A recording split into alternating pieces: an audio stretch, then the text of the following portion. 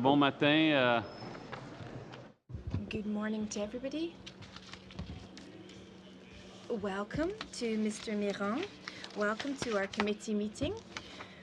We are very eager to hear what you have to say to us this morning. You have obviously some very interesting information that you will be able to share with us and that will allow us to make informed decisions. And today, Mr. Stéphane Perrault, the Deputy Chief Electoral Officer, Regulatory Affairs, and Michel Roussel, Deputy Chief Electoral Officer. Alors, sans plus tarder, Monsieur Miran. Without any further ado then, Mr. Miran, I'll hand over to you. Thank you, Mr. Chair. I'm delighted to be here today with my colleagues to meet committee members during their study of viable alternative voting systems to replace the first past the post system and their examination of mandatory voting and online voting. I will keep my introductory remarks brief. I just want to remind you that as Chief Electoral Officer of Canada, my role is to administer the Canada Elections Act and the Referendum Act, and to oversee the conduct of electoral events. This also includes administering the political financing provisions of the Acts, monitoring compliance, and conducting public information campaigns. When there is a readjustment of federal electoral boundaries, which normally takes place after every decennial census, my role is to support the independent commissions and implement the new boundaries. Finally, after a general election, I submit to Parliament a report containing legislative amendments that, in my opinion, are desirable for better administration of the Acts. My next recommendations report will be submitted to the Speaker of the House of Commons in early fall. This report is typically referred to and examined by the Standing Committee on Procedure and House Affairs, which is responsible for matters related to the election of members and to the House of Commons. My recommendations will include proposed amendments to the Canada Elections Act related to the voting process and the regulatory regime. Adopting these amendments will be essential, to my mind, to improving the experience of voters and political entities, irrespective of the voting system in place for the next general election. In that regard, these recommendations are complementary to the work of this committee. I intend to support the work of this committee by highlighting the administrative aspect of operationalizing changes that the committee may study. This is particularly important given the very short time frame available to make changes to the voting system if they are to be in place for the next general election. I do not intend to address the pros and cons of various electoral systems. The committee will hear about this from its witnesses, including members of the academic community and perhaps groups representing citizens and citizens themselves. As I indicated at the Standing Committee on Procedure and House Affairs in April, when I appear on my office's main estimates, legislation enacting reforms should be in place well in advance of the next election to allow for proper implementation. I note that the government has committed to having legislation in May 2017, which I am comfortable with. In this regard, I would like to point out some key considerations related to the implementation of a new voting system. First, some alternative voting models you may consider may well require a redistribution of electoral boundaries. The current legal framework does not allow for redistribution except after each decennial census, and the current boundaries are supposed to be in effect until 2023. Nor does it allow for multi-member seats or regional groupings. Should redistribution be required because of a change in our voting system, enabling legislation will need to be put in place. Under the current regime, the last redistribution exercise took 26 months to fully complete, and that was based on a newly compressed timeline that was enacted in 2011. While there may be ways to further reduce the timeline, the redistribution process should continue to reflect the fundamental principles of independence and neutrality through the establishment of independent commission and mechanism for public consultations. Second, the introduction of a new voting system may make it difficult to publish the outcome of the election on election night by completing the counting of ballots manually at voting sites, as is currently the case. Learning the results of election quickly is something Canadians are accustomed to, and any possible delay should be considered carefully by the committee. For example, some systems require either moving all ballot boxes to a central counting place, which carries risk and can take significant time given our geography, or more likely would require the introduction of electronic tabulation at all polling places to ensure the timely release of election results on election night. Third, in looking at other voting systems, the committee may wish to consider the possible impact on the current political financing regime. Fourth, consideration should also be given to the preparation of electors and election officers. An extensive public education campaign will be needed to ensure that Canadians understand the new system and can exercise both their right to be a candidate and to vote. This is an aspect that cannot be overlooked and has been critical in other countries that have changed their electoral system. My mandate in this regard would need to be clarified. The recruitment and training of election officers will also be crucial to ensure proper administration of the new rules. Let me now turn briefly to online voting and mandatory voting. It is undeniable that many Canadians would benefit from the introduction of online or internet voting. Internet voting would remove barriers and make the vote more accessible for various groups such as voters with mobility challenges, including seniors, those with visual impairments, and Canadians abroad. That being said, caution is needed in moving forward to ensure that Canadians continue to have the same high level of trust in the integrity of their elections. In this regard, we are not currently planning to offer online voting in 2019. However, Elections Canada would certainly welcome direction from this committee in terms of a desirable approach in moving forward with internet voting. In examining this issue, the committee should consider a number of aspects, including social acceptance and the challenges that online voting present for the integrity and secrecy of the vote. Finally, I would ask the committee to consider the scope of the introduction of online voting, which may include limiting its use to particular groups of electors who would benefit most from this option, such as those with a disability or Canadians living abroad. Finally, with respect to mandatory voting, I will simply note that there is a relatively broad range of experiences internationally. Currently, 23 countries have legislation providing for mandatory voting at the national level. While I take no position on the merits of mandatory voting, I would encourage the committee to pay attention to several considerations during its study, including the provision of compliance mechanism, whether it's through sanctions or positive incentives, whether or not there should be exception for certain groups of voters, and of course, acceptance by Canadians. In closing, Mr. Chair, I wish to assure you that I and members of my staff will be happy to assist the committee in looking at these matters, particularly the operational and implementation aspect of various options for reform that the committee is considering. Mr. Chair, I appreciate the opportunity to address the committee today as you begin work on your important mandate to review options to ensure that Canadians are effectively represented in the House of Commons. This rare opportunity does not happen often in many democracies. I wish you well in your work, and I look forward to the outcome of your deliberation. My colleagues and I are now available to answer your questions. Thank you. Merci, Monsieur Méran. Thank you very much. Colleagues, we have 1 hour and 10 minutes. If my calculations are correct, that will allow us to have 2 5-minute rounds per member, if that's acceptable to you. Very well. 2 rounds, and each member will have 5 minutes speaking time. So each member will get to speak twice. We will begin with Mr. over in the Liberal side.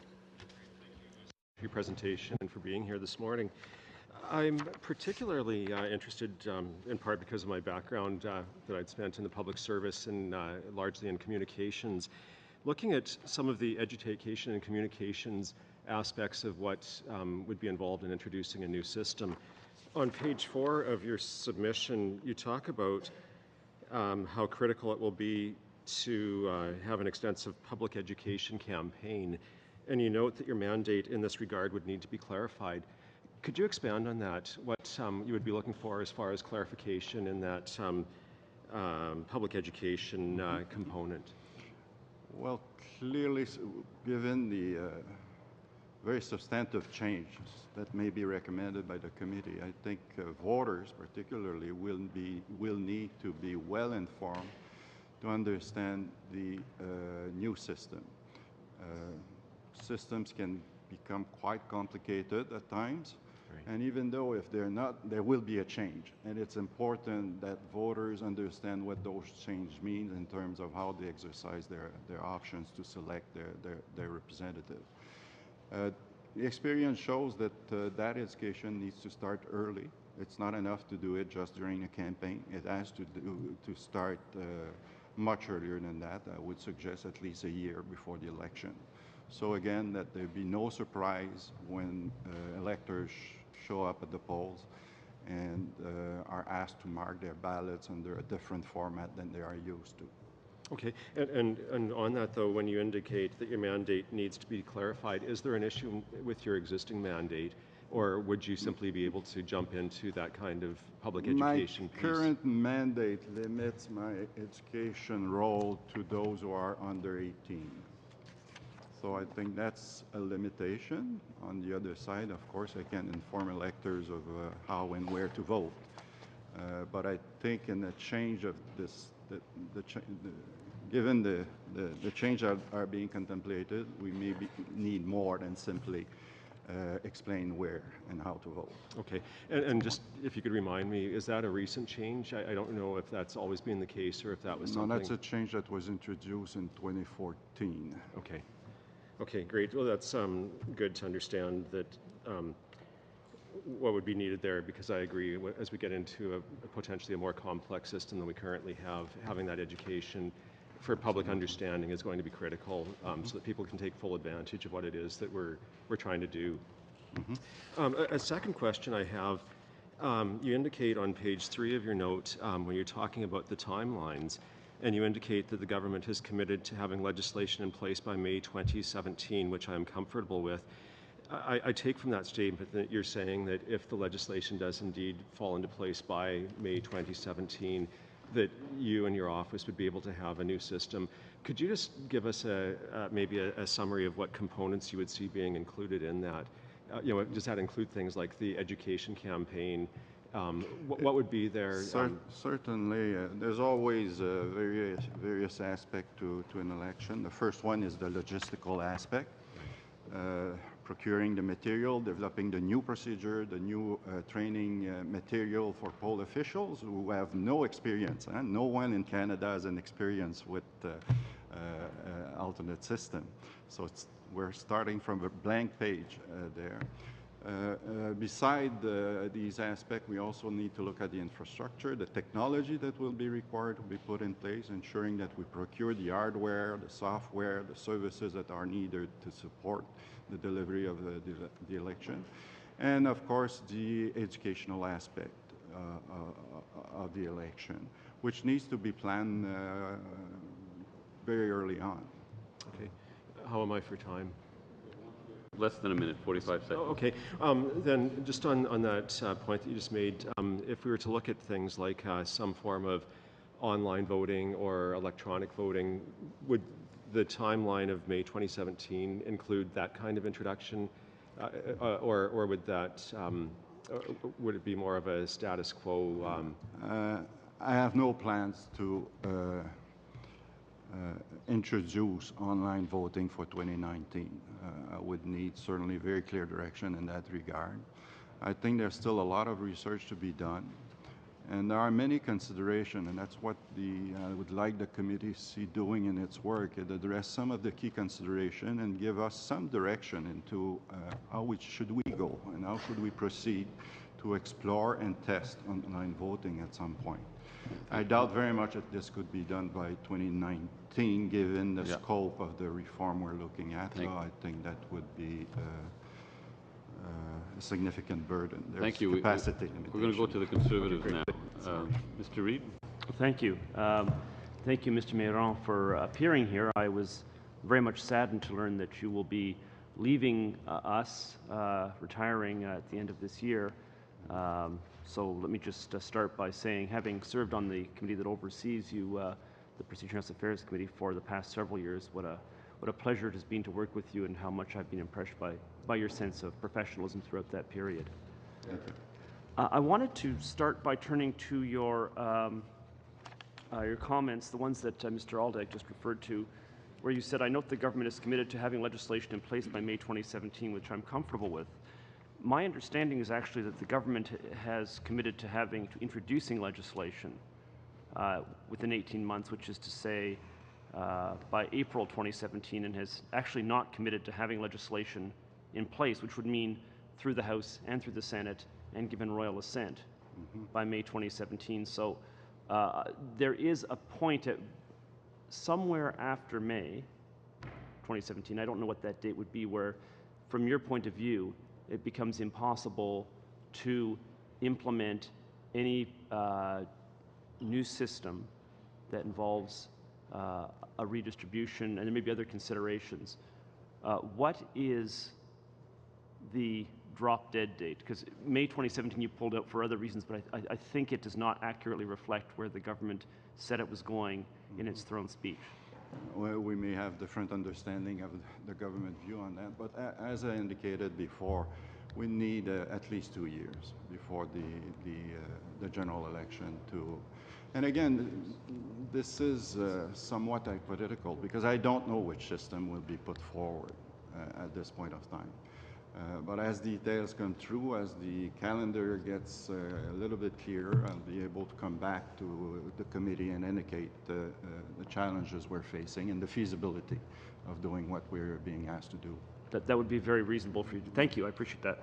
Let me turn to another issue that has come up regarding timing. On April 21st of this year, you informed the Procedure and House Affairs Committee, in response to a question I placed, that you indicated that Elections Canada would require a minimum of 6 months to prepare a referendum. I wanted to just, first of all, reconfirm that 6 months is still, you still regard that as being an accurate length of time you would need, and then I'll just give all one question here, to ask when the clock starts running on those 6 months. Is it triggered by a formal message from the Government of Canada that they intend to hold a referendum, or is there some other point from which you are counting those 6 months? Of course, the official trigger is a proclamation triggering. Normally, there will be a discussion in the House regarding the question, so that will be an early indication for us. And again, as we've done over the years, we constantly monitor the environment to try to estimate or assess the likelihood of a referendum and decide what efforts we should be putting in preparing for one. At this point of time, the 6 months I should be pointing out is 6 months under the current Referendum Act. Right. That's the only assumption I can make at this point of time. The 6 months would start, again, we need to assess, again, we live in a period of uncertainty in this regard, so I can't pinpoint precisely when we would start. I can confirm with the committee that we've started to develop contingency plans, trying to identify what needs to be done. Referendum hasn't been done since 1992, as you know. So we've started to identify a line of works that need to be pursued. You've already started this, have you? Well, in terms of a contingency plan, yes. But nothing more. There's no procurement, there's no activities in that regard, and these things take time. Sure. Would you be comfortable at some point sharing those with us, or it could be in the form of a written document sent to us at some point during the hearings? I can share with the committee what it entails, what running a referendum entails for Elections Canada. That would be enormously helpful. I see I'm just about out of time here, so I'll stop a couple of seconds early. Mr. Chair. Thank you. Okay, thank you, Mr. Reid. We go now to the NDP. Is it Mr. Boulris? Allez-y. Merci beaucoup, Monsieur. Thank you very much, Mr. Chair. And thank you to our witnesses for being here this morning, Mr. Mérin and your colleagues. In the NDP, we have always supported changing the voting system, so we are delighted that this committee has finally been set up, and indeed that we're pleased we managed to change the composition of the committee. We do, however, find it has been a little bit of a long wait before we get started with the work, and now we see the consequences of this delay. You said that you would need some 26 weeks in the current context to look at the redistribution of electoral boundaries. That's something that's normally done. 26 months, I beg your pardon, that's something that's normally done after the census. We then have options. Shall we take a system similar to the one in Germany? Shall people be voting off lists? There are different questions that have to be answered. Do you think that this 26-month period that you've talked about will be insufficient now? Answer. Well, the 26 months is based on the last time that the electoral boundaries were redistributed. Normally, it would take around 24 to 26 months. That's what we saw the last time. Remember that last time we added some 30 ridings, so there were additional commissions that had to be set up. It's fairly difficult for me to say to you without having a clearer scenario to say to you, well, this will take 22 months or 24 months or 26 months. It's difficult to give you a specific answer, and I wouldn't like to lead you down the wrong path. Question. Well, 26 months, that already, that'll come around quickly. It's beyond 2017. Would it be in time for the elections? Well, it would be a very tight deadline. Bear in mind that last time there was a redistribution of electoral boundaries. The calendar had the time frame been changed by the Act as well. Question. We currently have a first past the post system, and that really does create significant distortions of the results. We have seen situations, for example, where you get the party that had the most votes doesn't win the elections. And so citizens might say to themselves, well, why will I go and vote? Why will I waste my vote? Because we know that in my riding, the Conservatives are going to win or the Liberals are going to win. People have this sense then that their vote doesn't count. And is there a way that that vote could be used for compensation? And is this something you see where people feel that their votes are being wasted if it can't be used? Answer. Well, this is something that we look at after each election. We look at voter turnout and we look at those who didn't vote, and we try to understand why it was that they didn't vote. What are the factors that came into play? What influenced their decision when they decided not to participate? There are normally three significant categories. Well, the first one, for about 40% of people who don't vote, say to us there were various barriers, they weren't available, they weren't in their riding, there was a time clash that day. There's another group, perhaps 45%, who say that they don't necessarily have an interest in politics. And there's around 8% who cite administrative regions. They say, well, it's awful complicated to go and register and so forth. So this information is available publicly. These are longitudinal studies that we carry out. Do I have any time remaining, Mr. Chair? Yes, 45 seconds. Question. Well, there are lots of Western countries that have changed their voting system over the past 30 years. We can think of New Zealand, we can think of Scotland, we can think of Welsh as examples of regional parliaments.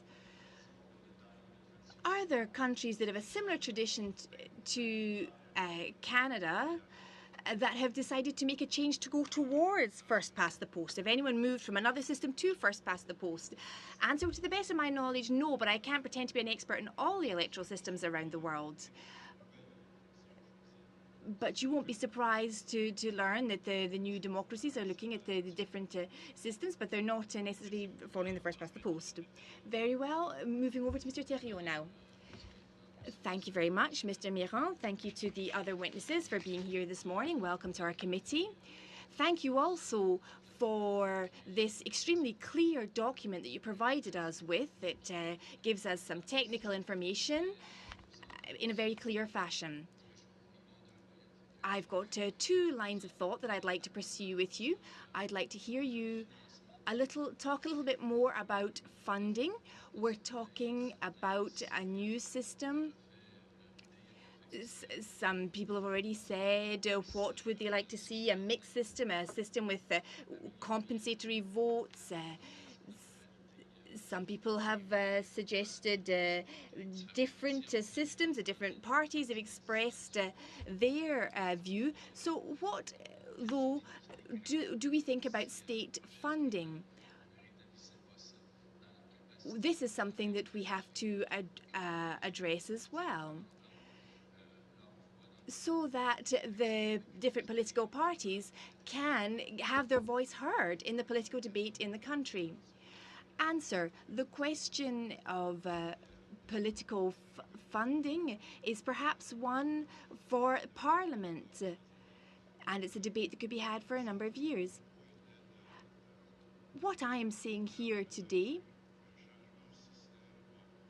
is simply that changing this system will probably have an influence on the way that ridings are organised, and perhaps also the way that the parties are organised. And what I'm saying to you today is that our framework isn't ready for a new system as yet, so we would have to make some changes. We might have to look, for example, at the expenditure ceilings. That might be something that we would have to look at. It would depend on the regime that was put forward. We would have to see, well, is that something that would have to be looked at? There are other factors like that. If there are candidates that are on lists, for example, how are they going to campaign? What sort of campaign are they going to have? What's their expenditure limit going to be? These are the sort of questions that would flow from that, and that you will eventually have to look at. Question. With regards to online voting, you said that you would like to have clear guidelines from the committee, and I would like to hear a little bit more on this point. What do you foresee as being problematic on this front? We know that voting is a very solemn process. It takes place in private, and how then will we manage such issues with the online voting? Thank you for the question. Yes, we've done some studies on this, and I'm delighted to share them with the committee. Obviously, technology is changing quickly, and so that is something we have to take into consideration. People have been talking about online voting for some time now. I could share these studies with the committee. To my mind, one thing that's important, though, is the social acceptability of online voting. There's questions relating to security, to vulnerability.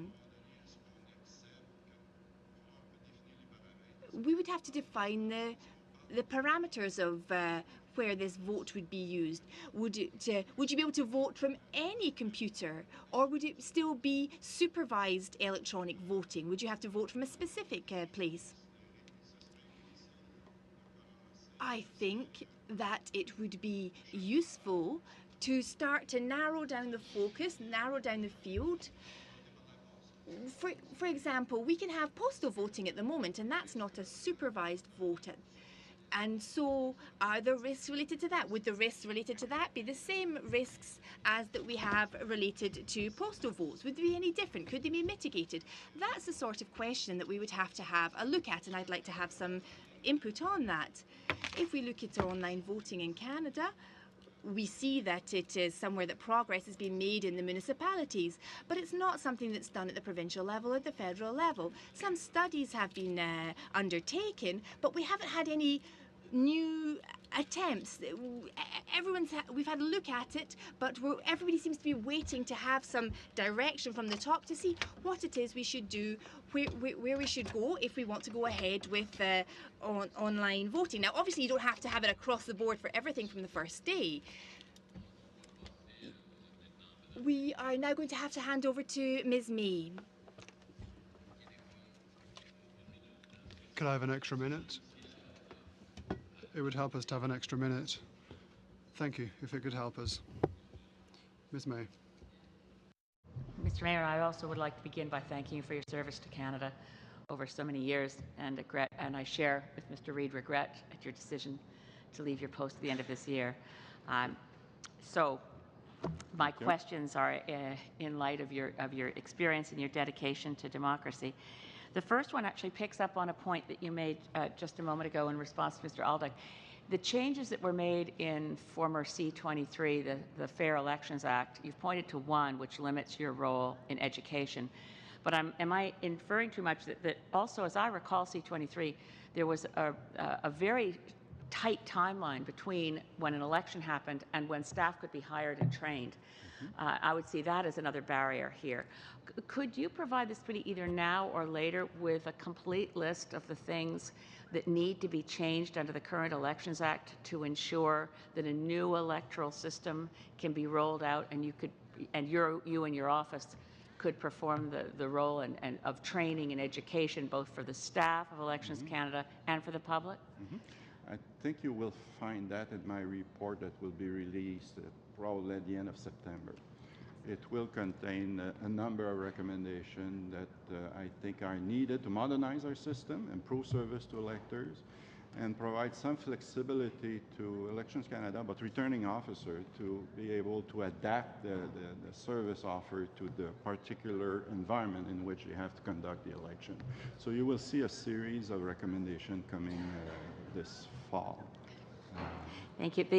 The other one I wanted to turn to is a consideration that I hadn't thought of as being particularly significant in changing voting systems, and that's your second point, learning the results of the election quickly.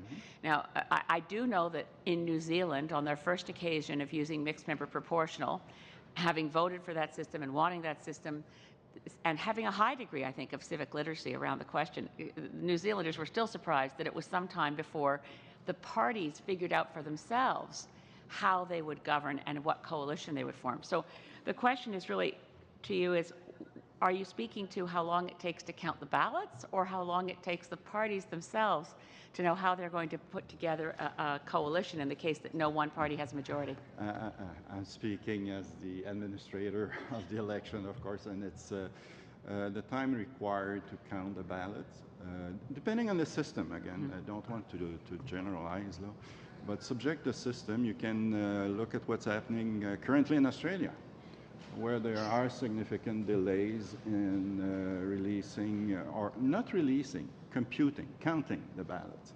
One of the main reasons there is that the contests are so close that under a preferential ballot system, you have to allocate preferences, and that requires several passes at the count. Yeah.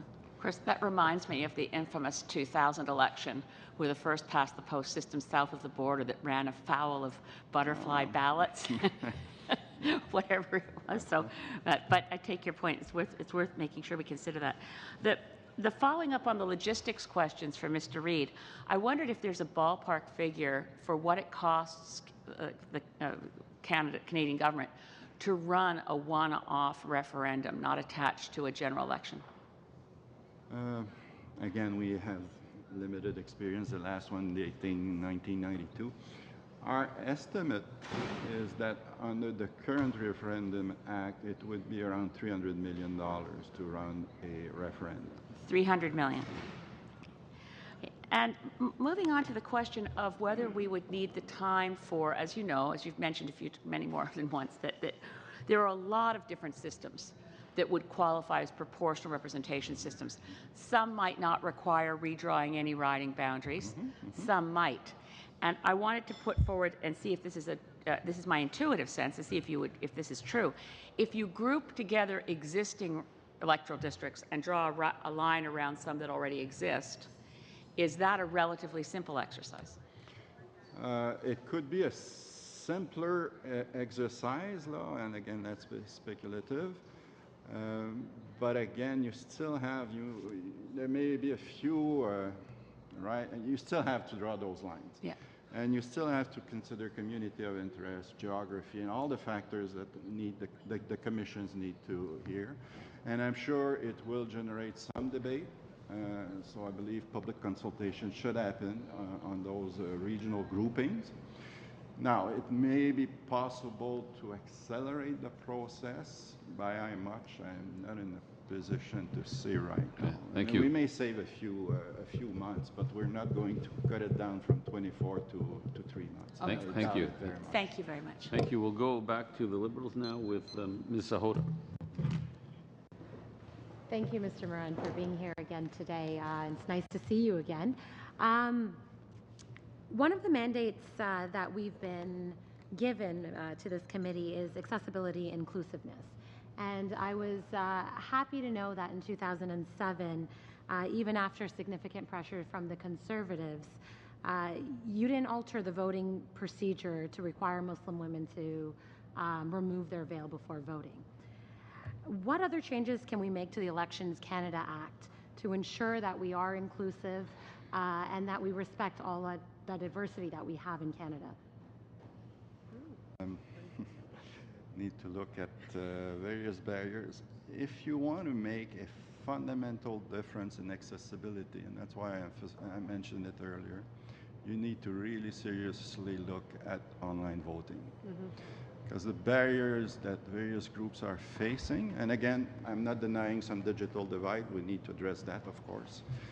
But if you look at the disabled community, and we have 3.5 million electors that suffer various degrees of disability in this country. Technology would allow most of them to vote secretly and independently, which is the main objective that these groups have. So if we really want to make a breakthrough, I would suggest it would be to explore more aggressively online voting. How do we make it an options for these electors?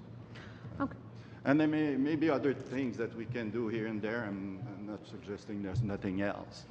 But most of the other things will be quite incremental and not necessarily make a major difference, let's say.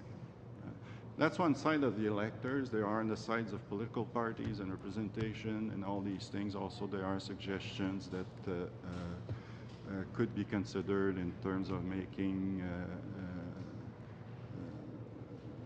candidates lists more representative and more diverse, representing our society. You will see in my recommendation report, I think this is Parliament, I can share that with you, is that I will be making a recommendation to allow reimbursement of expenditures by parties or campaigns for making their information more accessible. And again, Parliament will decide whether that's appropriate, suitable, or things of that nature. But that's certainly one issue that has been raised. You mean in order to become a candidate? In order to, there will be aspect in order to become a candidate, but also in order to reach out. Okay. Many of the campaign information is not available in the formats that are accessible to those who have disability. So we will be putting a recommendation forward to propose that we consider reimbursing expenditures to campaign who invest in making their information available in multiple formats, accessible formats. So this is a small thing that we can do here and there. But again, that and I believe really taking a hard look at online voting. No, I think that's good motivation for most of the parties to make sure that we have that, we have all that information available. So the main thing, so the main barrier you're thinking that people face is accessibility, and you're saying that online voting, although you have stated that this next election you're not prepared at this point to do it, that this committee should seriously take a look at giving you more direction on that. Yes. And if you've stated by May 2017 you have an adequate time, at least for electoral reform as far as the changing the voting process is concerned, I'm happy to hear that, because it gives us some incentive and direction as to what we can do within that time, and I think we can make some good recommendations, good changes. You talked a lot about security and social acceptability. I think that the world is trying to move towards finding this socially acceptable, doing things online. I mean, people make $1 million deals online and transfer money all the time. So it's hard for me to figure out why we can't figure out a way to vote that's secure online. And I think people would come on board, since it would have opened it up to so many more people. Well, that's unfortunately we'll have to go on to the next question, but it's a good thought. It's a good thought, and we can pick up on it in a bit. Alors, c'est maintenant au tour de Monsieur Del. Now we'll move on to Mr. Deltel. Thank you, Chair. First of all, I would like to have a thought for Zizek Sanson, who was a political journalist who was very influential in Quebec over the last 40 years at the municipal level, provincial, and at the federal level. He was a respected veteran journalist. He was credible and a great influence. My sympathies to his family. Thank you, Mr. Chair. Now, Mr. CEO, thank you for being here. I'm pleased to meet you.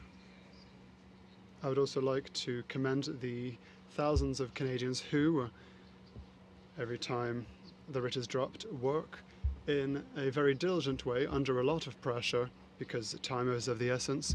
Those who work very well.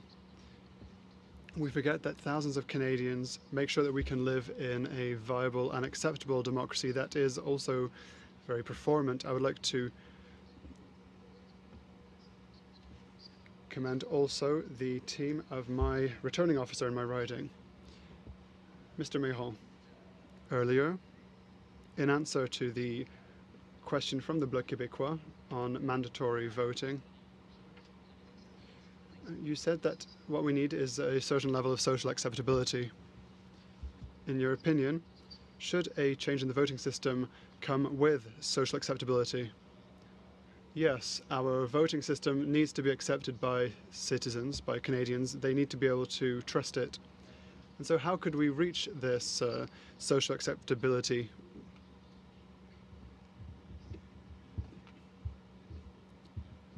I will leave that up to parliamentarians. Earlier, you mentioned that all change needs at least 26 months of time. It needs at least an acceptable calendar of 26 months in order to enact all potential changes. Is that the case? 26 months referred to the last time we changed riding boundaries. What I'm repeating this morning is that if we have the necessary legislation by May 2017, that is what I've understood, we should be able to implement this by October 2019.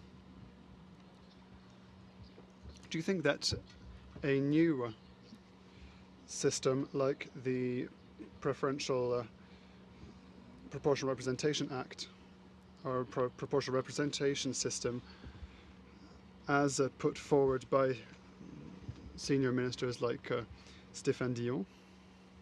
I'm not convinced that many people around the table would be able to explain this system. Do you think that the population would understand this in under 26 months? As I said, the education campaign should not be underestimated.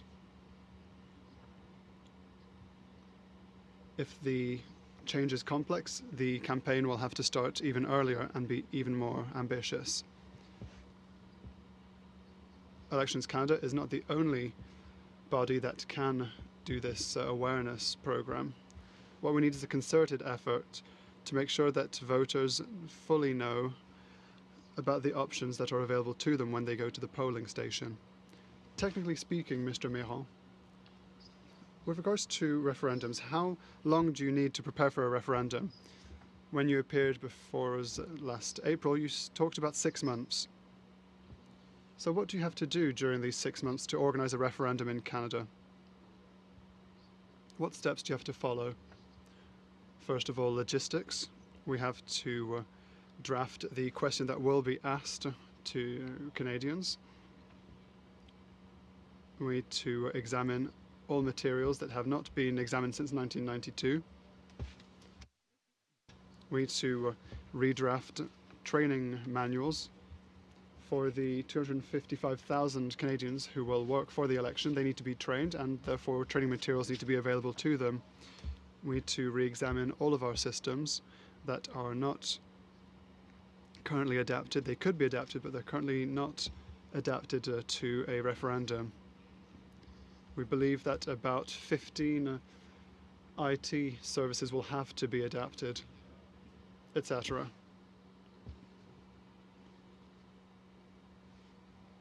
Then let us not forget contracts that have to be implemented.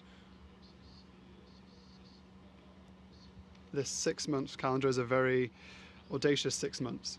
You have 10 seconds left, Mr. Diltel. Intensive is a euphemism in this case. Do you not think that it will take a bit more than 6 months? It's 6 months minimum. The time frame I've put forward is our minimum time frames. We have to keep in mind the context in which a referendum would be organised. It depends if there are other things on the agenda. Ms. Romanado. Merci beaucoup, Monsieur Maire. Thank you very much, Mr. Méran, for your presentation. With regards to the efficiency of the system, could you give us a bit more information on technology that could be used to improve voting? You said that we could compile results. For many years, I was an elections volunteer. I counted votes, and there is always human error. Some things can be lost, and it takes time. Having worked, you saw that there was a lot of paper flying around during an election. Rendering this automatic will take a lot of work. However, there is no reason for us not to have automated forms and automated voting. This would also guarantee a better compliance. There would be fewer errors. Errors would be picked up by the machines used. There is also the possibility of having a list of voters online, a national list, a list that would allow to register which voters would get information during campaigns. There will also be pan-Canadian information on who has already voted. And so there are many opportunities provided by technology to streamline and improve the system, the service, and to ensure its integrity. Some elements will require legislative change, and I will put this forward in my report in September. There will be needs of this. However, this technological movement is necessary regardless of what is chosen for in 2017. With regards to online voting, I know that a number of us have already raised the matter. We want there to be a heightened participation amongst Canadians. Currently, we can file our taxes rather than online or on paper. It's not very difficult. Well, it doesn't seem difficult in any case. And so do you think that it would be possible to allow Canadians to vote online if they want to, just we do with our tax returns? But they would still have the option to go to the voting station, to the polling station if they would wish to do so.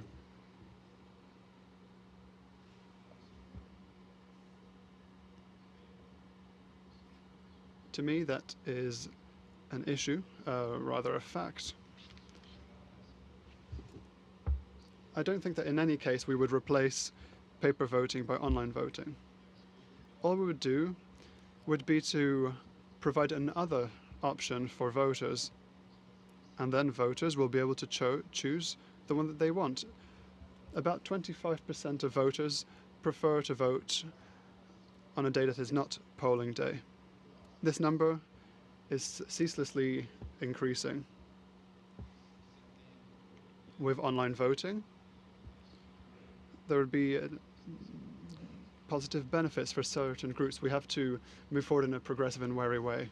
Accessibility, instead of selecting a specific group to pilot online voting, could we not leave it up to the choice of a Canadian how they would vote? I can order a pizza online. I can order a Starbucks coffee or charge up my bank account. I can do everything online. And the day of the vote, I may be busy. It may be raining. It may be I don't want to go out that day. If I could do it from home, it gives me that option that I don't lose my opportunity to vote. As someone who's, as I said, worked a lot in elections, and also as a candidate trying to get out the vote, convincing Canadians to go out and vote and making sure they have the accessibility, whether being offering transport or making sure that they are on the list and that they're able to see the vote and so on. I think it could really change the way we do our electoral process, and I would hate to wait another 2, 3, 4 elections before we go that route. Well, that's where we start going. We have to be careful. We need to look also at security. There are certain characteristics of the vote that we want to preserve. Its confidentiality, its secrecy, the reliability, and the integrity. When we start looking at moving online, I would point out the big difference currently in our system with any other services you get online. The risk of online services currently is borne by the provider. If you go online on a bank, you use your MasterCard, somebody misuse it or hacks your account, it will be the provider that will cover that off. That's one aspect which does not exist in the voting process. The other aspect is that we lack a universal authentication system in Canada. And without such a thing, it's very difficult. You can find some alternatives. The problem we have is that if you get a code with Revenue Canada or with the bank or your PIN, everybody tells you to keep it secret. And you have an interest in keeping it. You have a personal interest. Okay, thank you. I'm not sure we can say the we'll same have to move on. when it comes to vote. As long as we don't need a tax accountant to do it. That's, we'll go now to Mr. Christofferson. Thank you, Chair, and thank you, Mr. Mayrand, for being here today, but also I want to add my voice. We'll get, I'm sure, a formal opportunity down the road, but I want to let this go by without a chance to thank you so much for your contribution. I've spent a fair bit of time in the last few years doing international work in terms of observer missions for elections and working against anti-corruption issues in terms of Auditor General work, public accounts. And every time I go out, I come back to Canada, and I'm so appreciative for what we have. And I understand more than ever that one of the strengths of our democracy is our institutions and the caliber of the people we appoint to run those institutions. And sir, Canadians and from coast to coast to coast owe you a huge debt of thanks for the work that you've done on behalf of those citizens in ensuring that we have the fairest elections that we can. So thank you, sir. Thank you. I'd like to pick up a spot where I tried to sneak it in actually at the last meeting, and our eagle-eyed chair jumped on me, rightly so, and said I could raise it in the usual discourse. So here I go. It has to do with the amount of work that we're doing here, the online voting and mandatory voting that's specifically spelled out in the mandate. Now, What I wanted to raise with the minister, and I can raise it with you, is my concern that we could get, I've gone through these things, as you know, with your reports before, and we can spend an awful lot of time getting into a whole lot of important details just on those two issues alone. And my concern was that we get too distracted from this very large macro picture we have in terms of the overall voting system, that we would get too lost in these. Now, on online voting, I noticed that you recommend to us, or at least spell out, that one of the things you would find helpful is some direction so that you could move forward on research with regard to internet voting, given all the reasons why you've just said it's not going to happen right away. So that's an easy one. We could do a quick motion, Chair, and boom, that sends it off to the right place. That leaves us with mandatory voting. I won't ask you about the details of it, because that's not why we're here, but I will ask you this. You understand the PROC procedure as well as anybody. Would anything be lost, in your opinion, if we took mandatory voting from here at this committee and referred it to PROC as part of your overall recommendations? Would something be lost in terms of timing or substance? It's very difficult for me to mention, to really respond clearly and directly to your question. I think the one thing that comes to mind, first of all, this committee has a mandate.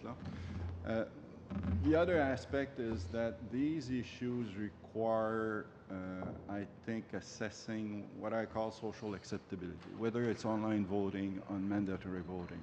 I understand this committee will undertake extensive public consultation over the next short while, looking at these matters and voting system. I'm not aware if PROC has by tradition undertaken such broad consultation. And so that's the one caveat I would put in there. Otherwise, I think it's important to have significant consultation on these matters. Okay. They are important, and they affect directly electors. So. Right. No, that's a good point. And I don't know where, I mean, Mr. Reid sits on PROC also, whether that's something we wanted to take up to kind of clear the path for this committee or leave it in here. But I'll move on to another issue. Just circling back, I'm going to be running out of time soon. Circling back to the issue of the amount of time necessary, I just want to be crystal clear. So it's your sense, regardless of whatever option we're looking at, and so far you're keeping an eye on what we're doing and looking in your crystal ball, trying to determine where we're going and getting out in front. Does that include a complete rework of the, not just a redoing of the boundaries, but actually a whole different approach in terms of if we did regional ridings? I understand clustering would save some time, but I just want to be absolutely clear that as long as we give you this period of time, if we have that law in place by May 2017, regardless of how ambitious a recommended change we'd like to make, you feel that that would give you adequate time to do that, sir? I would have to. Given the October 19th. There's only so many things you can make fit that don't fit. Yeah, well, that's... but I said it before, I'll repeat it. It should be okay, but you should not underestimate the challenges that it will represent. Thank you. Thank you very much. Mr. Richards. Thanks very much. I guess I'll start with, you had earlier in one of your question and answers with another member here, sort of started on, and I think the time expired in the round, so I'd like to just kind of continue on it. Talking a little bit about this idea of the boundary redistribution process and the importance of, in your opening remarks, you talked about the importance of the establishment of independent commissions and how important that is as part of the process. And then a little bit in that question and answer portion about communities of interest. And so talking about what Mr. Christopherson was just talking about, the idea of regional groupings or multi-member seats, these kind of things, and how important communities of interest are in that. And I mean, I can certainly think of several different parts of the country where, and northern Alberta, where I, in my province, is one of the examples of that, where when you just try to group a couple of or 3 ridings together, you can create some very significant drive times. And so if we don't have these independent commissions and the idea of considering the communities of interest and hearing from local people, doing full consultation to ensure that they're not being disadvantaged by having their member, not being able to really properly access the riding, for example, or there could be a number of other problems. So I wonder if you could just maybe speak a little bit to the importance of the independent commissions and considering the communities of interest in any redistribution process that might take place for a different voting system. In my view, they are absolutely essential that they be an independent, nonpartisan, and objective process looking at how we determine the boundaries of various districts. And that takes time because community of interest needs to be defined in each particular area of the country. And even looking at the streamlined process to simply aggregate the current ridings, you will have pockets there where aggregation will not necessarily be the best way to go. You may find, among other things, community of interest could be linguistic. So you may suddenly, through aggregation, have completely diluted a community of interest. So that's an example. There are plenty of others we can come up. So that's why I'm saying it needs public consultation. And it's an important part for electors to feel properly represented. You have to be part of a community. Excellent. Okay, no, I appreciate that.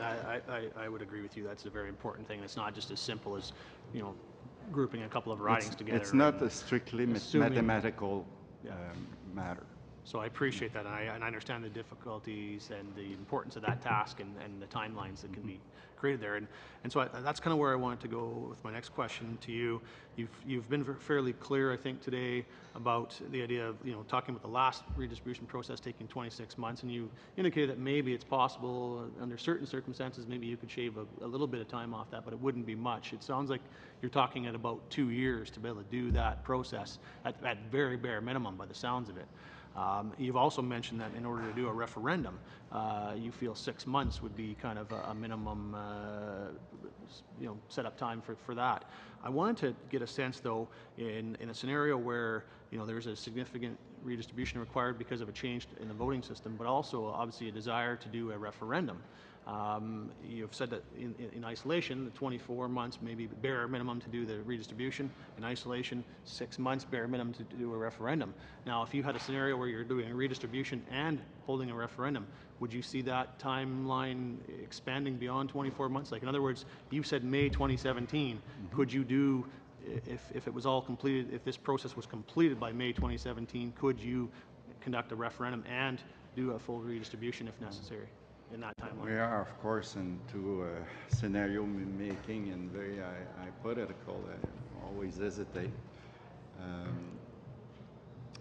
If there was to be a referendum, it would have to take place early on, because if that's going to determine possibly the course of action. So it seems to me that it would have to be happening very early on in the process. So what you're saying then is, we're just about that if the government wanted to see a referendum have the opportunity to take place, it would have to act very quickly to ensure that could take place. Oh yes, and I could foresee scenarios that would allow for it. That's all I'm saying. Okay, thank you very much, Mr. De Courcy.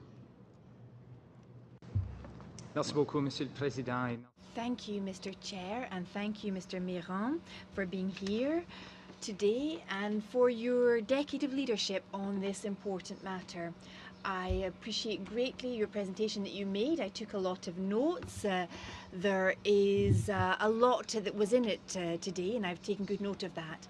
There's been a lot of discussion around the table about the timelines this morning, talking about how long it would take to make changes. And I would like to come back to your comments once again. You say that you note that the government committed to implementing measures by May 2017, and I believe this to be reasonable.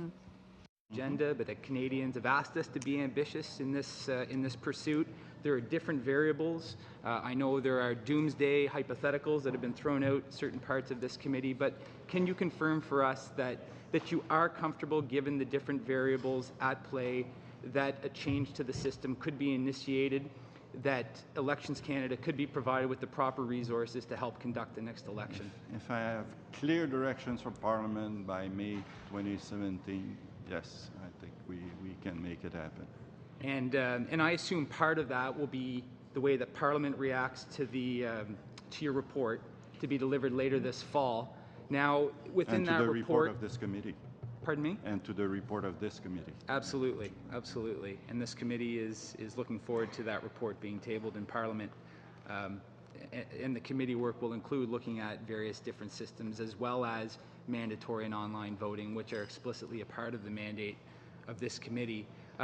Given our chance to consult with Canadians, given the report that will ask us to consider a more robust mandate for Elections Canada, do you feel Elections Canada has the capacity to help lead an outreach, sensitization, and education campaign with other organizations across the country to ensure that all Canadians, whether young students, remote rural, seniors, deployed troops, those with disabilities or exceptionalities, have the opportunity to exercise their democratic right? That capacity would have to be augmented, but we certainly have the experience and the expertise, I believe, to engage more broadly in that area. But capacity would have to be augmented. I'm particularly interested in the role that Elections Canada can play working with first-time voters, potential first-time voters on university campuses. In Atlantic Canada, we have 16 universities, not to mention community colleges and other private institutions. I have two in the riding I represent, UNB and St. Thomas. What role could Elections Canada or other organizations play working on campus to help facilitate first-time voting, and perhaps as well in communities to reach young people who aren't attending PSE? There's a few things that could be done. One that certainly comes to mind, and I thought it was part of this committee's responsibility, but maybe not. I think we could reach out to youth before they reach the age of 18 and start registering them before they leave high school. That would, because one of the great barriers that youth are facing currently is that often they have the lowest rate of registration. And if you're not registered, it gets a bit more complicated to get information about the election and to vote per se. So one thing that could be done there is register them even before the age of voting, so that when they reach the age of voting, they are automatically on the list of electors, they get the information, and they know, they get the information on where and when to vote. That's one thing. That's registration. On the other aspect, I think a pilot we did this time around was to offer special service on a number of campuses across the country. That was quite successful in terms of turnout. I think we reached out to 72,000 young Canadians who voted to that process. We need to look at, for the next election, whether we can expand it, make it more broader at a cost. That's another issue. De Courcy, you're actually kicking off the second round, so there's a seamlessness here. Is that all right with you? C'est excellent avec moi, et je peux remarquer que That's perfect, and I can certainly say that students on the Fredericton campus very much appreciated the opportunity to vote on this matter, and we had a great turnout of students in Fredericton. You could share some evidence that demonstrates that engaging young Canadians, those below 18 and those entering adulthood, that engaging them in education around civic affairs, democratic institutions, voting helps enhance voter turnout, helps encourage long-term participation in the process, which is something that we absolutely want to encourage greater numbers of Canadians to to vote. Is there any direction you can send us?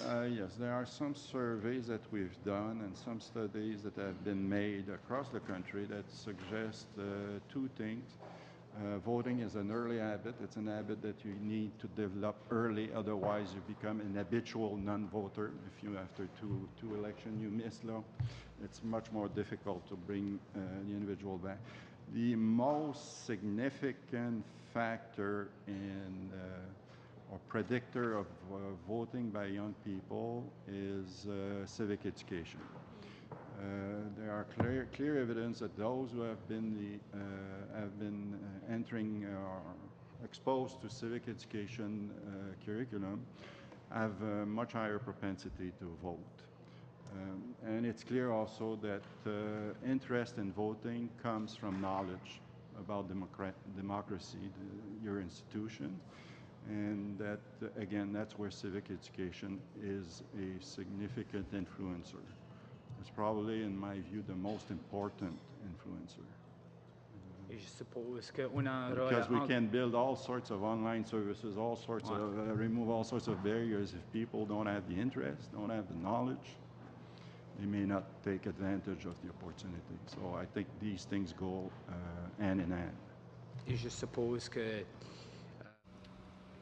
And I imagine that we have a role to encourage our provincial counterparts to place emphasis on this type of civic education. Engagement in voting. At the same time, do you have any advice or direction on how we can grab those who may have been disenfranchised along the way and haven't exercised their right to vote? Perhaps they are, for any number of variables apart from the system. Do you have any direction or advice you could provide us? It is the most significant challenge, and it remains a challenge for us. One thing that we've done over the last few years, one thing we found is that it's better that those disengaged are re-engaged by people that they relate to. And if it's not their family or their teachers, it's maybe their friends. So we're trying to leverage, that's not necessarily the right expression, but various groups that are committed to engaging those who are more vulnerable or more face barriers or are truly outside the system. I think it's going through those channels that you improve your chance of success of re-engaging them. But it's an effort that requires time, consistency, perseverance, and also listening carefully to what these people have to say. Merci beaucoup pour vos conseils. Merci. Thank you very much for your advice. Thank you, Mr. Chair. Very well. 5 minutes now, Mr. Reid. My point of view, it appears that the government is trying to run out the clock so that it will be impossible to have both a new electoral system that involves redistribution and a referendum on that new system. This can be done, of course, simply by refusing to say yes or no to a referendum until invisibly the deadline by which you could have done both things has passed. And I would submit, I'm not actually asking for your comment on this, I'm submitting this to the world at large. I would submit that this explains the steadfast refusal of the minister yesterday to either endorse a referendum or to say that she rejects a referendum, while at the same time making it clear that she refuses to actually do what is necessary to modernize the referendum legislation. So my questions to you now revolve around how to stop the scenario of having the deadline on a referendum click by silently so that the government can, after the fact, finally introduce a real argument against referendum, which is, wow, it's just too late. Bearing this in mind, I've been looking at different options that would allow us to extend the clock a bit, and one I wanted to ask you about is a model used in the province of Ontario 10 years ago. 10 years ago, the legislature in Ontario enacted a piece of legislation called the Electoral System Referendum Act, Bill 155, which essentially said in the event that the model that was being then designed were to be, it would not go in place unless there was a referendum on it. So I'm not sure if combining the government's proposed legislation on a new system with a clause that says this new electoral system will only go into effect if it's approved in a referendum, if that were done as a single piece of legislation, would it be possible for you to implement this in less than the 26 months plus 6 months that I think we now face under the status quo? The 2 years timing is not just driven by redistribution and a referendum or not law. It's very much driven by the need to change our whole operation. Mm. No one in this country has experience in administering an alternative voting system. No one alive, I believe. So that's a profound change. The other thing is that we have to redo all systems. There are over 40 IT systems involved in an election. Not knowing what will be the specific, I can't tell you today, but I suspect that most of these systems will be either have to be tuned or maybe scratch and start from over again. That's why we need those 2 years also. So there's work in parallel. While redistribution is happening, the preparation for the election is also occurring. Right. And that part takes 2 years. Again, in other parts of the world, you will be looking, I'm sure, to New Zealand. It took almost 10 years before they ran into their new system. So I'm saying that, yes, it's possible, but I'd be very cautious about trying to streamline it further and reduce that timeline. Right. Just going back. My advice would be that you would put the election at risk. That's Thank you. Sorry. That's very helpful. I've only got a minute here. The New Zealand model, surely it was not 10 years from the time the legislation was passed for the MMP system until the first election was held. It was the whole cycle, starting from parliamentary committee, public discussion, into finally getting an election under the new system that had been adopted. Right, right, okay. That was close to a decade, yeah. The New Zealand model, in many ways, is the one that has the most credibility here. The New Zealand model of change. I'm not actually saying that the MMP model they've used there is the best one. That would be premature of me. But the model of going through and transitioning, I think, is the closest thing I think we have to a gold standard for a Westminster-style country like Canada. So the question I have is, could you take a look at what they did and point out to us, it can be in writing, any helpful lessons you can draw from that might guide us? I could propose the name of witnesses to the committee who would speak directly to the experience of New Zealand. Yeah, thank you. That would be very helpful. Right, thank you very much. Thank you, Mr. Reid. Mr. Christopherson. Great. Thank you very much, Chair. I'd like to follow on the questions of Mr. Reid. And I'm not sure it's an area that we've spent a lot of time talking about publicly just yet in terms of getting the horse in front of the cart here. I'm not sure the Conservatives have done their homework. If they have, I haven't figured out the strategy yet.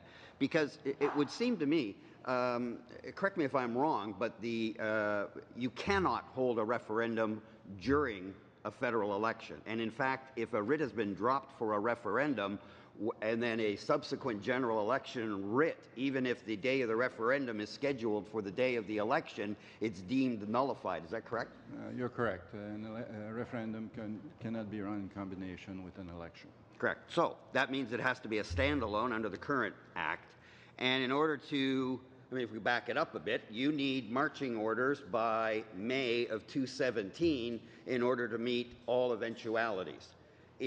In order to give you those marching orders, because as soon as you're given those, money starts being spent, time starts being focused, and there's no going back. You don't get to push the button, reset, and start another 26 months. You've got to do it all the first time around. So one would think if you back it up another 6 months to prepare it, so that the referendum was, say, May 1st or the last day of April. Now, that puts us sometime around December of this year. So is it fair to say that if we don't have a total package by December 16 to give to you to trigger a referendum, we would not be able to meet the deadline if it was a complete reform of the system and you needed most of that 26, 27 months? Again, yeah, you got to follow that one, I know. Sorry. Many variables at play here. Yeah. I think it's possible to hold I just want to be clear. Yeah. It's possible to hold a referendum under the current legislation. Okay. What I need is indication that the referendum will be happening so that I can start spending and preparing for it. And when do you need that by? Well, again, sooner the better. Well, let me be specific. Let's say that you mentioned, and it's certainly a scenario, among others, that there be a referendum in spring 2017. That would be triggered by a proclamation, which will have been preceded by debates in the House of Commons. And these debates will have been announced in advance. So I'm hoping that we will get that 6 months. So we'll get enough indication to trigger the 6 months activities. But it's fair to say, correct me if I'm wrong, please, but it's fair to say that if the committee in its wisdom by majority decides to go with PR is the big change that we're looking at. So let's just call it that for the sake of an argument, a PR system of some sort, and you feel that you're going to need most of the 25, 26, 27 months at hand. Is it fair to say then that you need some kind of indication by the end of this year that the committee by majority will is going to, or I guess the House ultimately would trigger to you in order, you see what I'm saying? If you need 6 months to do the referendum and you need 25, 26 months to do a complete makeover if we go to PR, then is it not reasonable to say that if you don't have that signal from Parliament by December of this year, there's a good chance that Mr. Reid is correct that Parliament, whether they want to or not, has perhaps missed the point at which they could hold a referendum where Canadians would then make that decision that it goes forward? I see the process as somewhat evolutive and progressing. Okay. A few weeks ago, I didn't know if a parliamentary committee would be created and when. Now we know. Now I know that December 1st is the deadline for a report. I expect that I'll get some sense of the level of consensus, some sense of direction that will help me starting to at least plan for what needs to be done. I expect that the government, given their commitment to May 17, they will respond rather quickly to the committee report. So again, more precision will come. Again, this is all speculative at this point of time. I'm not saying thank you. Mr. Thériault. Thank you. Au niveau très Very briefly, in terms of electronic voting, do you already have studies? Is that correct? Experiences with Quebec? We've tried voting with in 2005 using the electronic vote in Quebec. There were certain problems with that. Do you think that we will be able to automate the process further? Are we going to be able to move towards electronic voting? Do you think you're going to be in a position to do it? Answer, well, we do have a fair number of studies already, studies that have been underway over the past number of years. So yes, we certainly have a good idea of what the challenges are, what the difficulties could be, what could be done, what the risks would be, depending what option we went for. And I'd be delighted to share that with people. There's no problem with that at all. Thank you. I know that you don't want to get involved in political questions. We have a mandate. Here in this committee, you have a different mandate. But you are working, you will be working with what is presented in the 1st of December.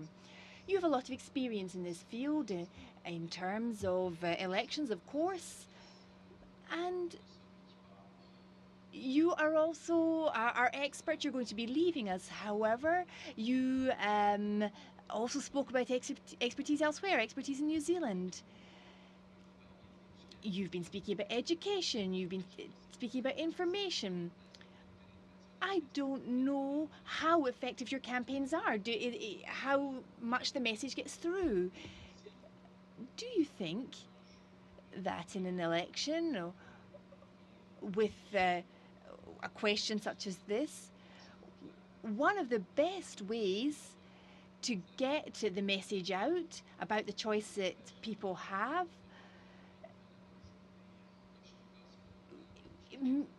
if we had a situation where we had to have a referendum,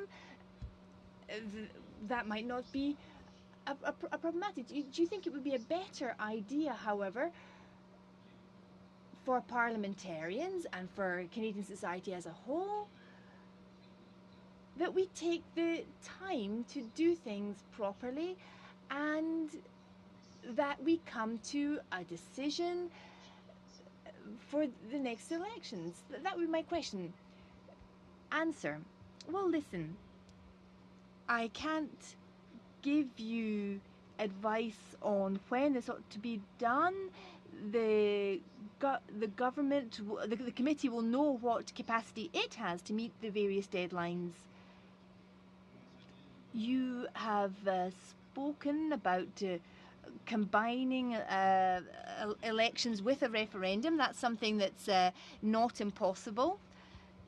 Something we also see, however, increasingly is that referendums are carried out by postal vote. That's something that reduces costs significantly. That's a possibility. That's another option we could do, but it involves looking at referendums and the Referendum Act. Yes, but my question, what I'm driving at here, is that we have a mandate to do a lot in a small amount of time to get these clear directives, because this is a huge task that lies ahead of us. If it's possible that it might be possible that we don't manage to do this, and so given how difficult it is to recruit election workers, to train people, and we find this from one vote, one election to the next, it can be difficult to get people in place and so forth.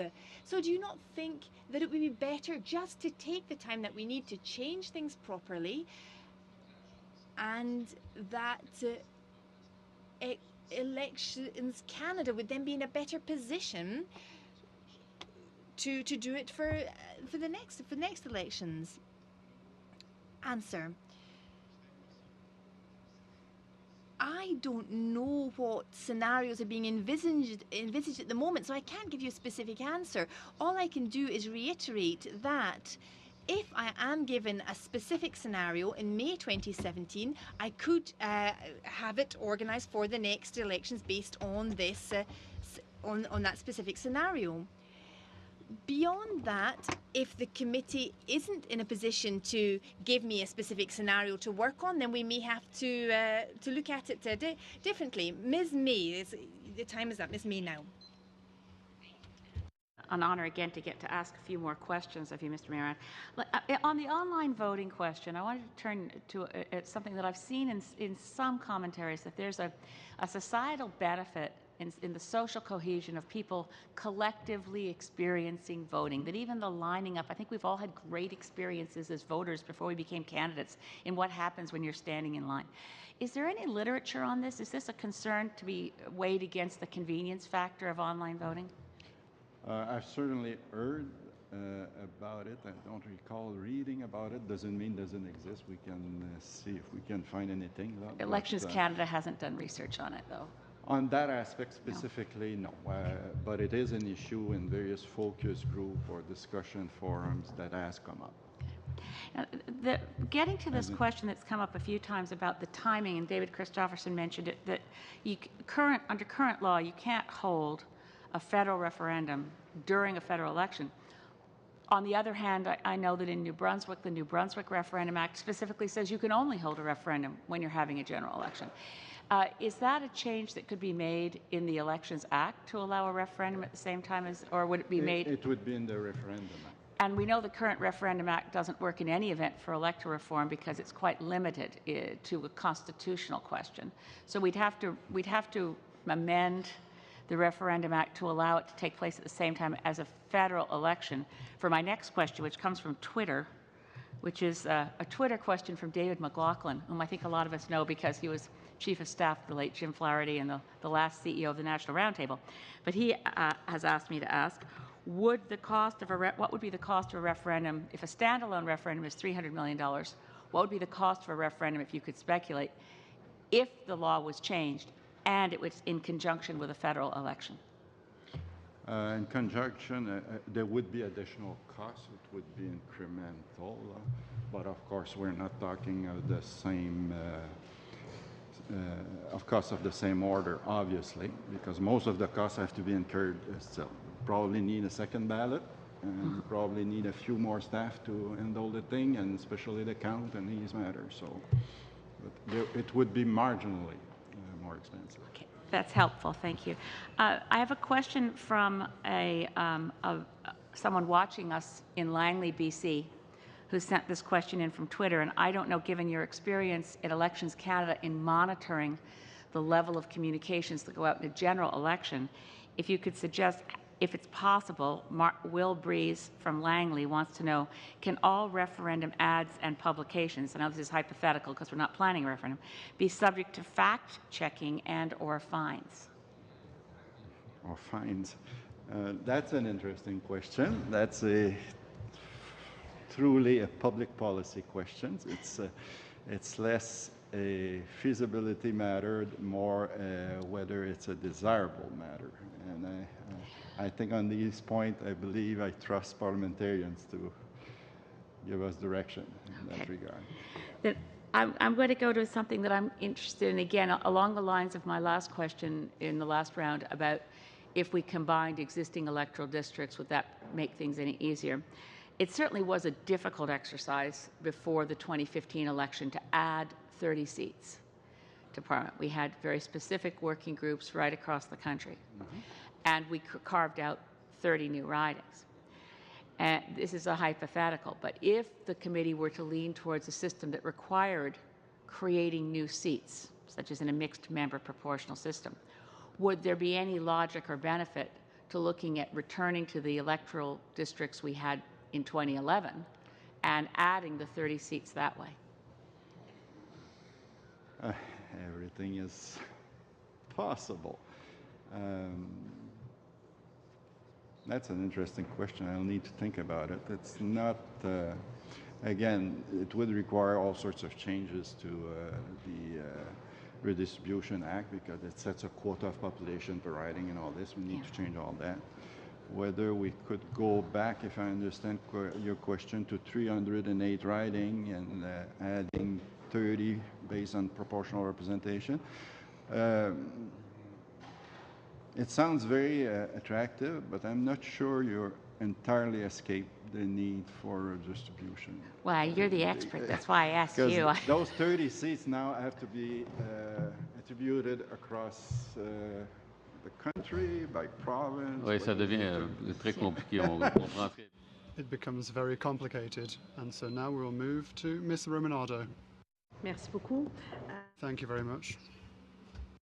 Talking a lot about online voting today. Given your background and the work that you've done in the past, it's something that we want to hear more about.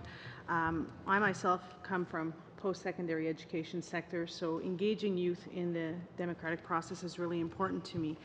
So I wanted to talk a little bit. You mentioned earlier that if we can get students or young people engaged early enough, they become lifelong voters.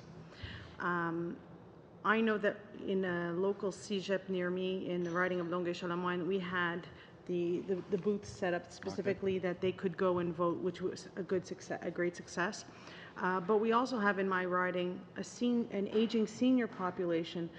So I'd like to get your ideas on, again, how can we leverage the technology so that the youth that we've just engaged, we had the highest level of youth turnout for young people turnout in the last election. How can we keep them engaged, but also be mindful of an aging population that's going to have mobility issues? Can you elaborate a little bit on that and the importance that in the next 4 years, in the next 8 years, we are going to have that problem? I think, and I believe the problem may be exacerbated by the social policy that we have to keep seniors in their home. We're talking more and more of a home care provider. And that means those seniors will no longer be living in common residence.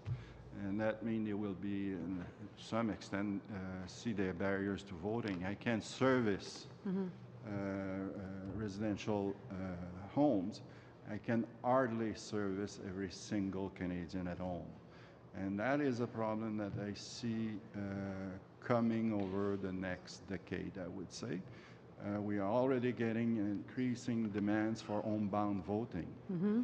And it is something that I think, if not this committee, Parliament at some time needs to consider. How are we going to allow people who have voted all their lives to continue to vote? This is their act of citizenship. So are we going to maintain that accessibility for them? You'll find that I'm a little bit pushy, but I think, again, these seniors in 10, 20 years will be used to technology. And again, online voting may be a solution, part of the solution for them. So there's a link with all these things. Absolutely. So, flip side. Yes. If Canada did want to implement online voting, and now I'm talking about folks that are in rural areas that may not have broadband internet. Yes. What would be some of the barriers for us to be able to implement something? And again, I bring up maybe lack of internet or good internet access. If you could elaborate on some of the other barriers. Connectivity, even though it's improving all the time, remains an issue in many parts of the country. And as I mentioned earlier, electronic tabulation may have its limit for very remote area, for the simple fact that connectivity is not always up to par. So I think that's a government as a whole issue that needs to be prioritized, and I believe there are various programs to improve the broadband access and speedy internet access across the country, and it's an effort that needs to be continued. Now, this may seem like a little bit of a bizarre question, but in your capacity of the Chief Electoral Officer, what would you recommend? You have 338 members of Parliament across Canada. What would you recommend our role be in terms of helping to educate? You mentioned you're not able to educate those that over the age of 18. But what could we be doing to assist the Chief Electoral Officer in increasing engagement and so on and so forth? Aside from amending the legislation, I think an important aspect, one of the things we find when we study non-voters, one of the things that comes out is that because of all sorts of reasons, there's less and less personal contacts between electors and candidates. So anytime you show up at a school, anytime you show up at a community activity, there is evidence that it makes a difference. Very interesting.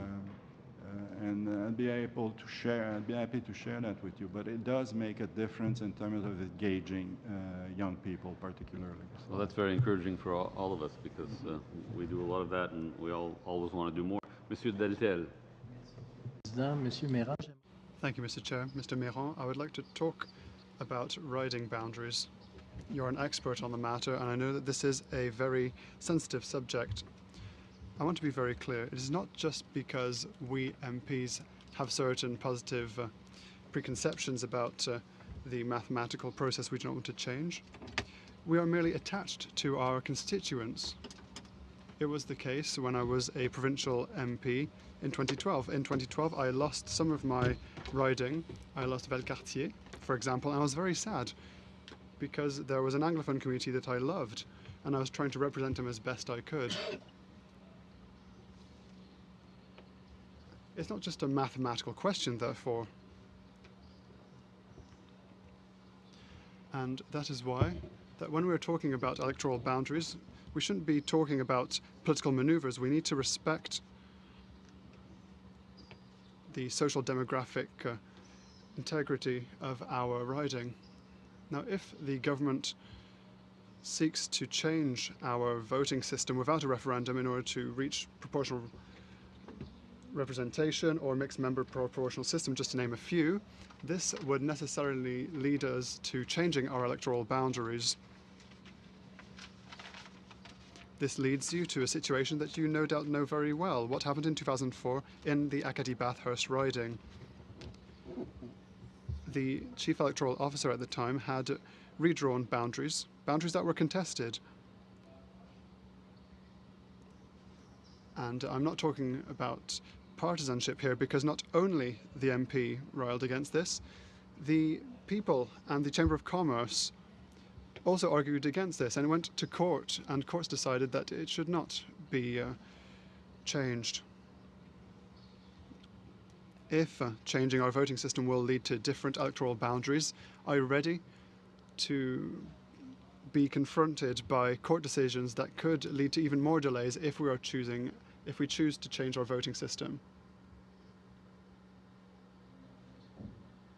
Normally, Elections Canada is not part of these contentious matters. These are decisions made by independent commissions, and they need to keep in mind criteria such as the interest of communities, including language communities. In that case, the federal court had decided that the Commission had not sufficiently taken into account that criteria and asked the Commission to do its work, and the Commission decided to create another commission on the matter. I will not bore you with all the details. This happens, yes. It is rather rare. Very rare, in fact, but it can happen, and that is part of our current system. We are under the rule of law, and courts and the people, those who may feel harmed by a decision, can turn towards the court system. Mr. Chair, it is not because you're CEO, it's because you're a hostage. You're a hostage of an independent organization that will change the boundaries, and then you will have to deal with the consequences that may end up in court. You talked about a 26-month calendar, saying it was a minimum. However, this is even more than a minimum. Yes, well, there's a whole variety of issues to keep in mind. We have to always be aware of our surroundings. 12 months is what I know now. If there are any legal proceedings on electoral boundaries, then yes, of course. For some parts of the country, it could last longer. Would it completely hamper this exercise? I don't think so. We'd have to see what the case is before the courts. To finish, I'd like to thank Mr. Méran for his presentation. In his presentation, we note that when we change institutions, we are on very shaky ground. Our main ally needs to be time. The worst thing we can do in that case is to act under too many time constraints. It's just like in baseball. We need to take a step backwards and work on our own time. We shouldn't feel pressed on such an important decision for the future of our democracy. We're changing our voting system, which is essential. And that is why we have to take the necessary time. And the CEO's witness testimony says that we need to take the time to look at all options. Well, here we're at the 9th inning. Mr. Huda. Thank you. Before I forget, I was very interested in the comment you made to my colleague's question regarding engagement in the community of MPs and the outcome of civic engagement. You said that you had numbers for that and studies for that. Is that something that you can provide this committee with? I'd be very interested in looking at that. Definitely. Thank you. And moving on, just like my colleague was mentioning about getting more engagement, whether it is youth or seniors, I've also seen newcomers that have become new citizens in this country, and whether they're disabled or whatever, I've known lots that have lived through this one organization in my community, they've informed me that there are people they've come across that, have been in their apartment for years and years because they don't know how to use the services and they don't know how to move around. And that's a gap in our system where we can't educate newcomers about that. How about educating newcomers about, new citizens about the voting process? Is that something that Elections Canada can do? We try to do it, particularly during the election campaign. We try to reach out. We publish information in 35 heritage languages, basic information on the voting at federal election. And these languages are revised periodically to reflect the immigration demographic in the country. We try also very much in ridings to recruit personnel that reflects the diversity of a riding. So how so, and what does that personnel do? That personnel will do the day-to-day tasks, but they will be able to speak the language of electors in that riding. When there are large communities, we'll do a special effort to reach out to leaders in the community so that they refer staff that can speak some of the languages. We have community relation officers that are young officers that are the whole sole function in some ridings, not across the country, in some ridings where there is high diversity, who are tasked to reaching out to community groups, community associations, so that, again, making sure that they have the information they need to inform their members. So we have different initiatives, programs to try to reach out to new Canadians. One thing about new Canadians, the evidence again shows that the first generation of new Canadian has a lower turnout or participation rate, but it picks up very quickly. Very, very quickly. It seems to be a single generation. It doesn't seem to be transferred. There doesn't seem to be a generational transfer there. So in a way, it's positive. That being said, we need to continue to work on first generation Canadians. Just a quick comment. I did notice that in this last election, there were many, many people in my riding that didn't know, that were housebound and didn't know how they could get service in their home. So that there is some communication issues there that I think we can all we can improve communication on. And capacity issue. You need to understand that the test in the act is that the person who's homebound could not put an X on the ballot. So that's a very, very, very narrow interpretation. And many of the calls we're getting are people who could mark a ballot but cannot move out of their home. If they consider themselves homebound, but that's not the test that is in the Elections Act. Sorry to be so technical, but no, that's what we're facing. How about, I know that you've been avoiding, giving your preference on any system, but are there pitfalls or things that you can caution us about? I know that in the report and in your presentation, you talked a little bit about Canadians being used to getting their results on election night and not wanting to wait any longer. So that's a pitfall. We may be steering away from certain, perhaps, systems over others. Are there other cautionary tales you can tell us from other countries? In my mind, the most important one, and I think the committee is setting itself up for that. I would not underestimate the lack of information, understanding, and education about our electoral process. Most people see it as marking a ballot, not necessarily understanding all the ramification it entails. And I think changing from a system that is relatively simple, easy to understand from a voter perspective, we should not underestimate the level of education that is required for people to start having a discussion on these matters. Thank you. Mr. Boulris. It's a vice. Merci, Monsieur le Président. Thank you, Mr. Chair. Mr. Méran.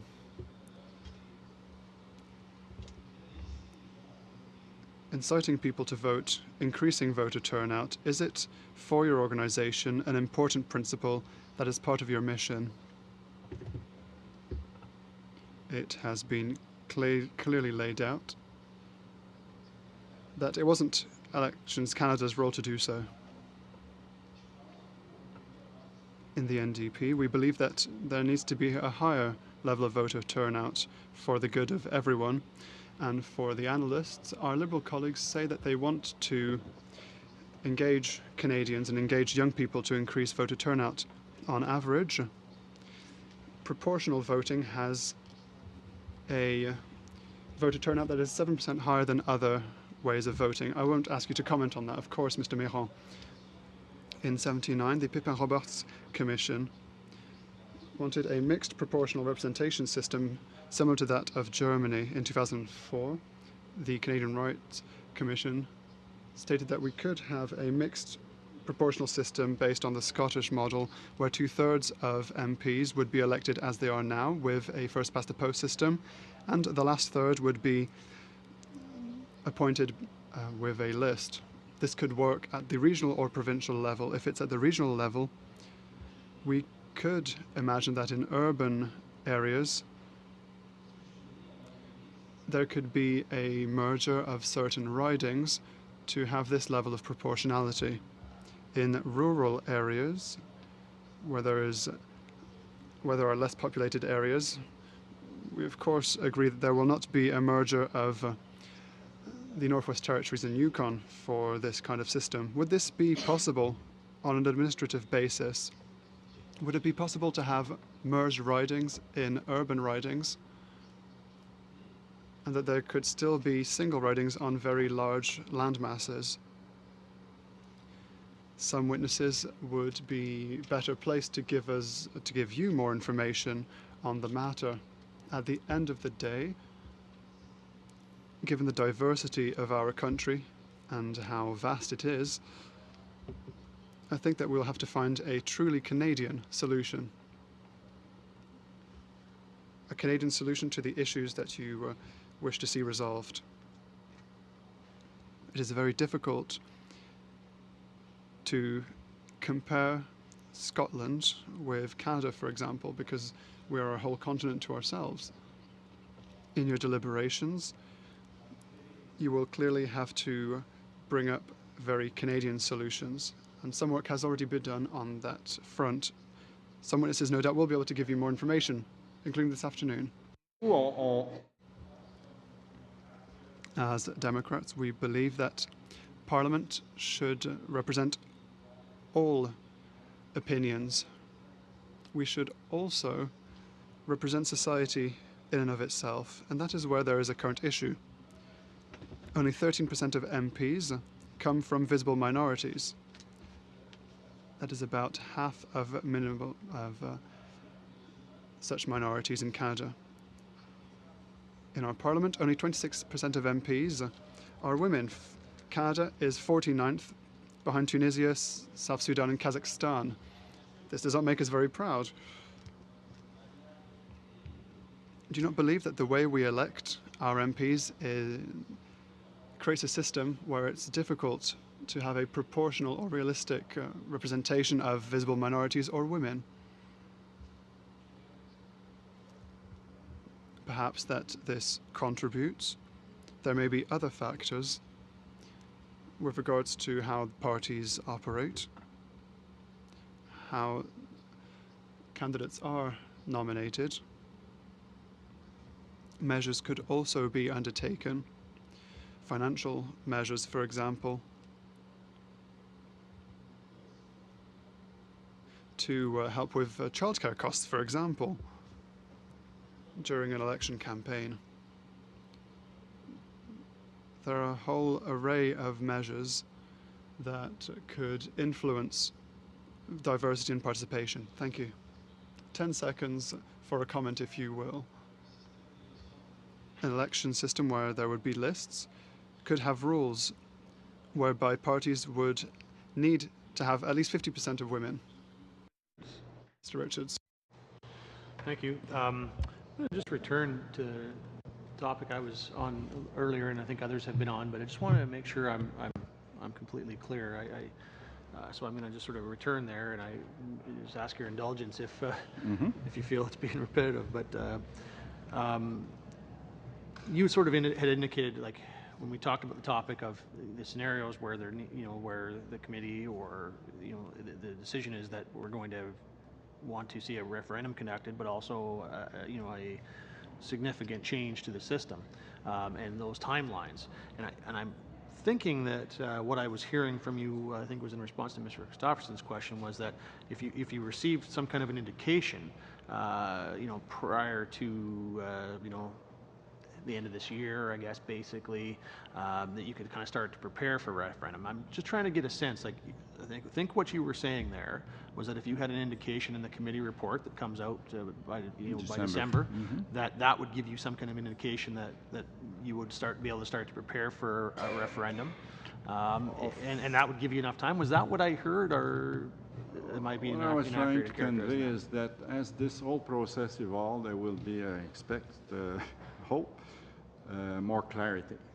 To me, there are two markers in my mind. December 1st, which is the date of the report of this committee, that will give me an indication, a level of consensus about possible reforms and all these things. That will tell me how, again, as I monitor the environment, that will guide my action. The next thing is that May 17 or so, expect to see legislation in place. I fully understand that to have legislation in place by May 17, it has to be tabled early winter, let's say. So, so that's how I'm looking at things. That there will be events happening that will trigger my activation of various preparation plans. So I guess what I would want to know, just in sort of follow up to that, is there an absolute drop dead date? Like, is there an absolute latest date by which you would need to have the government actually show its intention to actually call a referendum? So I mean, we get that you might have some indication from this committee and the discussions here, but would there be some kind of a deadline by which you would have to have an absolute commitment that the government wants to call a referendum in order for there to be a referendum and to be able to conduct redistribution if it was necessary? So, just want to get a sense if there's an absolute deadline for that you would see that would be impossible to meet otherwise. It's very difficult. Let's say by next spring, there's nothing on the table. Right there, that tells me unless some urgent meetings happen in the summer, I don't see, that means I won't see anything before the end of 2018. That means January 2019. That means 9 months before the election. I think we're out of it. So, again, I think that's why I put those markers. That's the one I'm using right now, and there may be more as the environment evolves, for sure. And is there anything that you can suggest that could be done now, that the government could do or could look at in order to prepare for those possibilities of a referendum along? Like, is there anything that you would suggest could be done now to better prepare or to ensure that is still a possibility and the timeline doesn't get away from us? I couldn't speak for the government. I don't know what the but government if you were asked for what advice, scenarios are being contemplated and what actions is taking place. I guess what I'm asking, is there legislative steps or is there anything that could be done to help better prepare for that possibility? There's all sorts of things, but probably the government needs also some sense of where this committee is going. But again, the first thing government would have to do is what kind of legislation do they want to introduce? Do they want to amend the Redistribution Act? Do they want to amend the Referendum Act? Do they want, of course, amend the Elections Act? Is there something else? But that's for the government to consider in terms of their plan of action and the timelines for it. I can't comment. Understood. I do understand that you have to react to what you're given, and I certainly appreciate the timelines that you have to deal with, and we appreciate knowing that you've given us some sense as to what that looks like for you in order to complete these things, and we appreciate that. So. Thank you, Mr. Richards. Last on the list, but not least, Mr. Aldag. Thank you.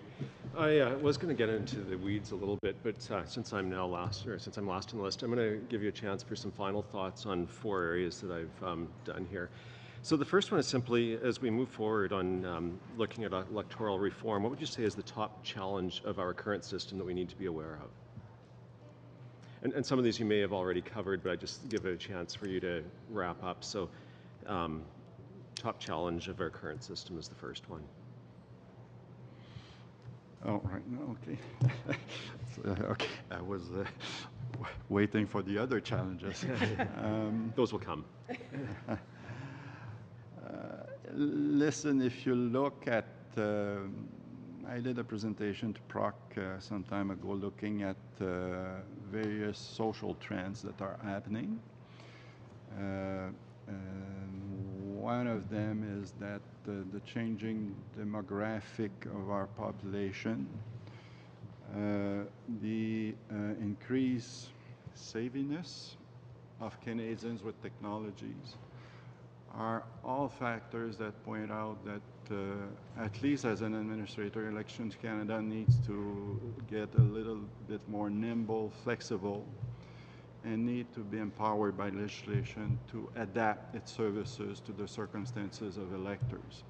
I think something we've seen in recent years, and there is an expectation there out there here in Canada and internationally in convention, that we adapt our service offering, for lack of a better expression, to the circumstances of Canadians. And I would say this is one, for me, that's one of the top challenges. I feel that I've exhausted what the current legislation allows me to do to reach out, for example, for those with disabilities, or to reach out to those who are homebound, or to adapt the system such that we don't have lineups at the poll, like we've seen at advanced poll. Okay. I need your support on changing the legislation in these regards. Sure, and what you're saying leads into my second area, and that's the issue of Aboriginal engagement, which we haven't talked about. And how do we increase Aboriginal engagement? Any thoughts on that? Again, an ongoing challenge for Elections Canada. Mind you, there's been progress. I think we need to take stock of things. Over time, the participation rate of First Nation has increased consistently over the last several elections, and it's progressively closing the gap with the rest of the population. Now, that's very easy for me to say that. But depending where you live in the country, you will see great disparities in turnout and participation. And again, that's a challenge there, is how do you build a trust relationship so that we can engage again with communities and, again, adapt our service offering to, again, their cultural and their societal needs. So, again, bringing it back to my original challenge is the need of some flexibility in the legislation. Okay. Third one is simply, what would you say is a unique Canadian attribute that we need to consider moving forward? So out of all of the things we've talked about, what would be the number one kind of Canadian challenge or attribute that we need to have front of mind as we design a new system? Attribute, I would say, and Canada is not different than any other country, but a feature of the Canadian system is the level of trust Canadians have in their electoral system. You will see soon some surveys that were being done from various perspectives and multiple surveys that shows that Canadians have extremely high level of trust in their election system. And this is very fragile. Once you lose it, it's very difficult to regain. So my caution or my point here is that be extremely careful and sensitive to anything that's being done that may impact the trust of Canadians. Well, thank you very much, Mr. Mayrand. Merci beaucoup de votre comparution. Thank you for having appeared before us. You have given us information that allows us to get very technical information. I would like to also thank you for your public service the exceptional work that you do and that you have done since the beginning of your term. And I hope that you will know such success in the future. Members of the steering committee, that we have a meeting at 1:15 in 112N, not here in 112N. Est-ce que j'ai oublié de quoi? Have I forgotten anything? Thank you very much. Thank you, Mr. Pirot and Mr. Roussel. Thank you, colleagues.